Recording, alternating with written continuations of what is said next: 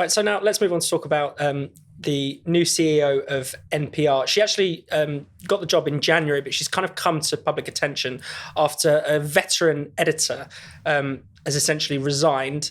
This editor, Yuri Belina, said the NPR, this US publicly funded independent radio station, used to be open-minded. It isn't so much anymore. He was suspended and castigated for saying this. Obviously, they must think they are very open-minded, and has since resigned. The new CEO has caught people's attention because of some of her extremely kind of woke comments. She's been railing against free speech, against the open internet, in favour of rioting, in favour of every sort of BLM slogan going. Yeah, so here's a clip from her when she was actually head of Wikimedia, which runs Wikipedia, and this railing against the First Amendment. The number one challenge here that we see and is, of course, the First Amendment in the United States is a fairly robust protection of rights. And that is a protection of rights both for platforms, which I actually think is very important, that platforms have those rights to be able to regulate what kind of content they want on their sites. But it also means that it is a little bit tricky to really address some of the real challenges of where does bad information come from and sort of the influence peddlers who have made a real market economy around it. So slightly terrifying, head of a very significant media organization in the US said the First Amendment is the problem. Toby, what do you make of this? I mean, there's obviously a broader pattern of the kind of awakening of American newsrooms. Yes. Well, it does. She perfectly illustrates the capture of the kind of cathedrals of liberal America by the woke. She is so infected by what Elon Musk calls the woke mind virus that she's almost like a mirror image of Titania McGrath. I mean, I suggested to Andrew Doyle last night that he should produce a Titania thread in which Titania accuses Katherine Maher of plagiarizing her because her tweets are so unbelievably Titania-like. It's like obviously no kind of self-awareness there. But I have to pull you up actually on the pronunciation because it's pronounced Katherine Maher, and she has accused anyone who mispronounced it, especially Brits, because the BBC mispronounced her, of being colonialist. Oh, okay. It's a colonial That's hangover. Exactly what apparently. Titania would say. Yeah. But yeah, the stuff she said. I mean, it is just extraordinary that the head of National Public Radio could call the First Amendment a problem. And she's made other speeches. She made this speech in which she talked about how the kind of mainstream US media was hamstrung by a reverence for the truth. Saying the quiet part out loud. Yeah, said the quiet part out loud. And so she made this speech in which she said that the kind of mainstream media in the US was handicapped by its reverence for the truth. And she set out this sort of crude doctrine of sort of relativist doctrine. And she talked about the importance of acknowledging different people's truths and how the search for one truth, objective truth, created division and disharmony. And it would be better if we didn't think that our job as journalists was to pursue the truth, but to allow people to just have their truths and allow everyone to kind of just set out what they believe to be true about the world with no kind of attempt to kind of reconcile these different points of view.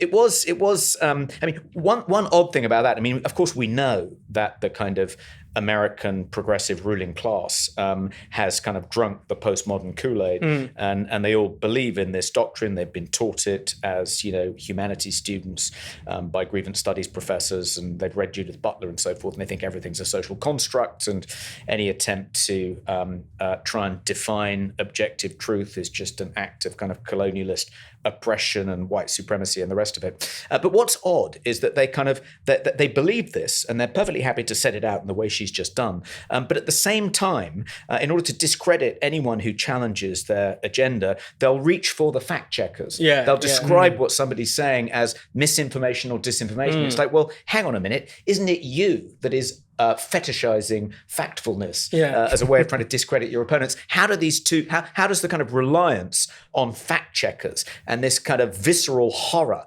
of disinformation and misinformation, how does that sit apparently perfectly happily alongside this kind of epistemological relativism, which is one of the core components of kind of postmodern doctrine? It does seem a bit unfair that Katherine Maher is allowed to have, her truth, and Kellyanne Conway can't have her alternative facts. Yeah. What is the difference between those two things? Yeah, why can't you have the kind of Trumpist alternative ways of knowing, as many people say? But no, it is striking because obviously people have been digging up a lot of her, not even, particularly historical comments, things from a couple of years ago when she was at Wikimedia or various other kind of elite institutions. And it is striking how kind of unfiltered that postmodern kind of gobbledygook, how they express it in such a kind of clear-cut way now. Like, this isn't something that's just in the water. Like, they're really it's hit the American C-suite in a very big way. And I feel like so many of our problems are downstream of that. And it's causing such a huge problem for American journalism in particular. And I know that this gentleman who's just resigned was trying to kind of sound the alarm about this and is suspended and then resigns as a consequence of all that. But because you do just have institutions which once could rely on a certain level of kind of buy-in from the public. NPR, it's always had that kind of liberal skew, obviously, but at the same time, I think in his piece for the Free Press, he quotes the fact that, up until relatively recently, it was only like 37% of their listenership were liberal, a good quarter or so were conservative. Now that's down to, I think, it's up to 67% liberal and like 10% conservative now.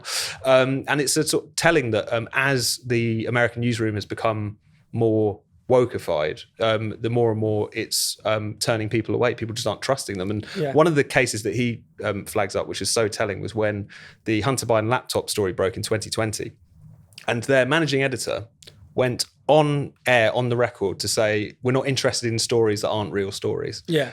And unlike the New York Times or the Washington Post, who a couple of years later had to begrudgingly admit that the New York Post's original story that this laptop was Hunter Biden's, that there was incriminating material on it, that did raise questions about his wheeler dealing in Ukraine and Joe Biden's potential involvement in that both the New York Times and the Washington Post issued a kind of mea culpa, but NPR never did.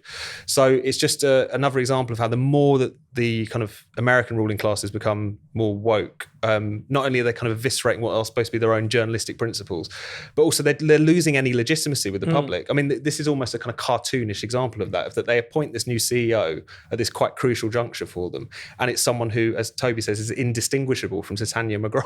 It's incredible. I mean, it's actually an interesting case study in the sort of psychology of the ultra woke. One of the curiosities about those who subscribe to moral relativism, and I think most of people on the woke left do subscribe to moral relativism, is that it seems to lead inexorably to moral dogmatism. You'd think the opposite would be the case. You think if you're a moral relativist, then you're going to be slightly hesitant, a bit inhibited about setting out your own kind of morals in the public square. But actually the opposite is the case. They're relativists and ipso facto complete dogmatists. Ditto with this belief that everyone has their own truth or sees the world in their own particular way. Their lived experience dictates how they understand the world. That seems to go hand in hand with, well, my truth is actually the only truth, and if you dissent from it in any way, I'm going to set the fact checkers on you.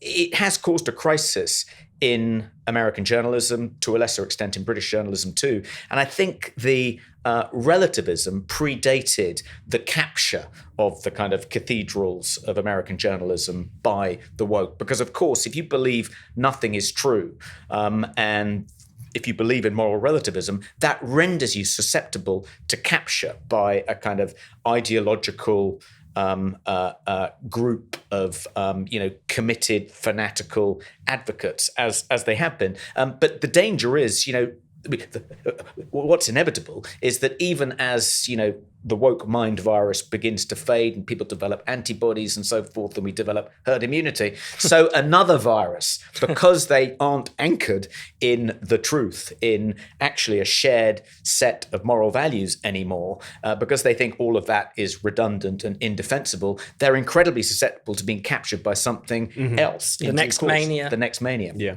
Definitely.